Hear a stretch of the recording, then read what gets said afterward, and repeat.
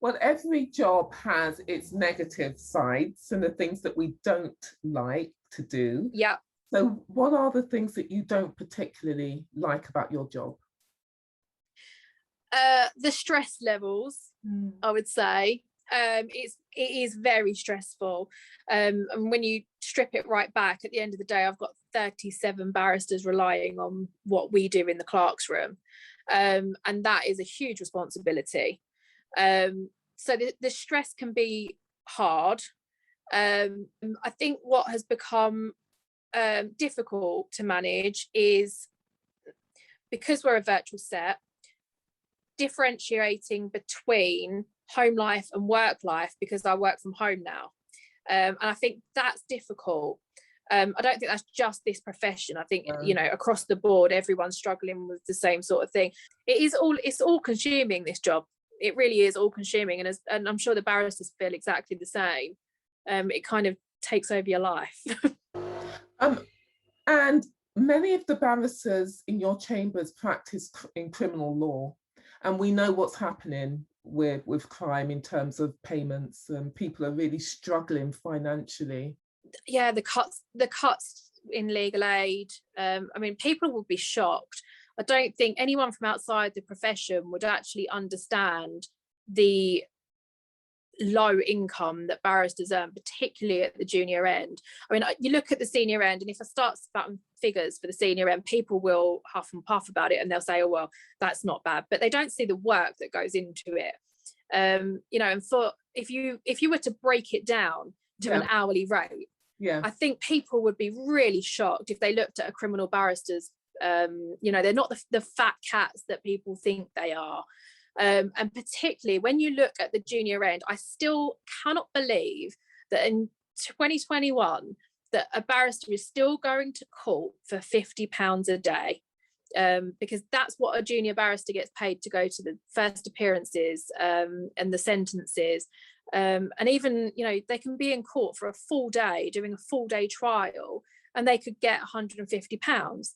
Which, if you then take off your chambers commission, if you take off your tax, if you take off your travel and everything else that goes into being at court for 7 hours, your hourly rate's something ridiculous, like £25 an hour. Yeah. And people don't believe, people do not believe when you tell them how many people are actually struggling at the criminal bar. And on top of that, there's no guarantee that you're going to get paid. I had a huge age debt that I had to write off. I was owed thousands. That's still a problem, is it? A huge problem. And I don't know how we change it, but it needs to change, because I don't know any other profession, services, anywhere else where you would give a service and then 5 years down the line you still have not been paid for that service that you provided. And that's not an exaggeration. There are plenty of people that would look at their age debt, and you'll see cases from the magistrates court from years back that hasn't been paid yet, and there's no real prospect of those payments ever coming in. I mean, we've got an exceptional fees clerk who joined us a couple of years back, and she came into chambers and she went through the age debt, and she went back, I think it's up to 6 years, I think you can claim from. And she went back, and she, instead of starting from the most recent, she went back and started from the oldest. And I was thinking, there's no way that they're going to pay those. I mean, it won't even be the same solicitor anymore. And lo and behold, the money started rolling in, because she's just got that way about her. She's very good at what she does. But I didn't think that they'd ever come in. And the barristers were prepared to write those off. Yeah. Because, you know, it's just sitting on the age debt. Yeah. And you can't, I don't think people understand that you actually can't do anything else. It's not, there are civil processes you can go down, but the problem with that is, and again, something that's completely unique to the bar, I think, is that your clerking team is going to say to you, well, no, you can't go and report that firm to the SRA, because if you do, the Crown Court work that they're sending us that isn't paid directly by them and is paid by the legal aid agency directly from the government, if you take them to court over your £50 fee, they will stop instructing all of our other members of chambers on all these, you know, massive cases that could amount to thousands and thousands of pounds. So chambers puts not a stop. We never say that you can't, and obviously any clerk's room will support if somebody wanted to do that. But it's just not the done thing. It's just one of those taboos that you just don't do it. And it's really difficult. It's really difficult, especially when it's the junior members, because I've got a bit of a soft spot for our junior members, just in general. I always have. I think the junior members need a lot more protection than what they get in the way that it works at the moment. But yeah, I mean, it's why we diversified, and it's why we give our junior members the opportunities to get involved in things that are not reliant on solicitors paying.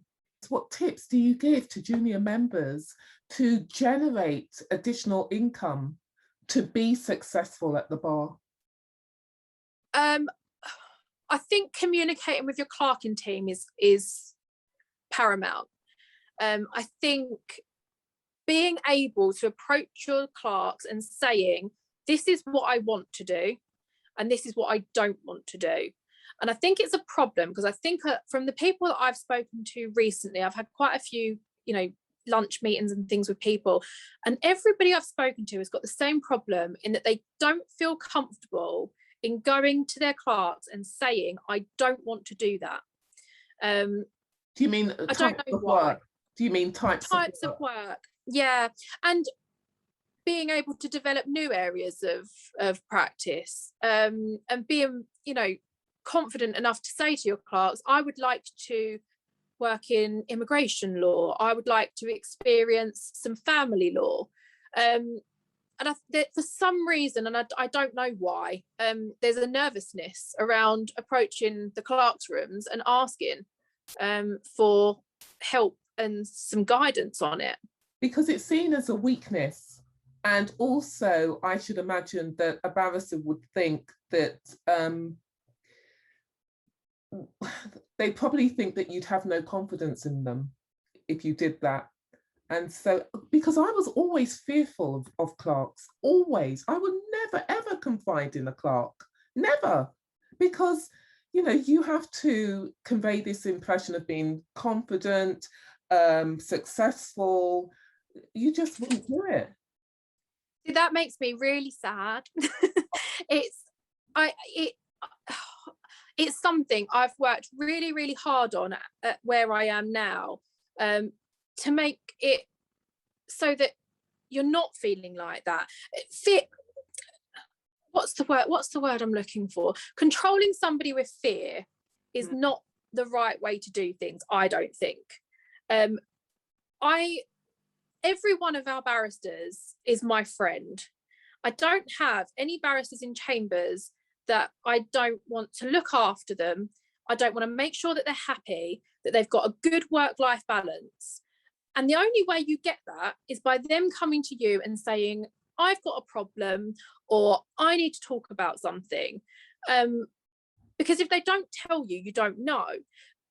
But that's our responsibility to make sure that they're comfortable enough. And that goes right back to pupillage. If you strip it right back to the pupillage scenario, I've watched pupils go through their 6 months, 12 months, being terrified of other members of chambers, of the clerking team, of pretty much everybody.